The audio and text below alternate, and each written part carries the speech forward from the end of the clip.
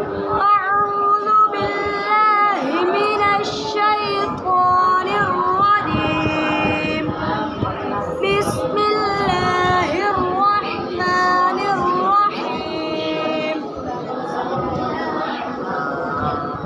وإذا ذكر الله وحده اشمأزت قلوب الذين لا يؤمنون بالآخرة.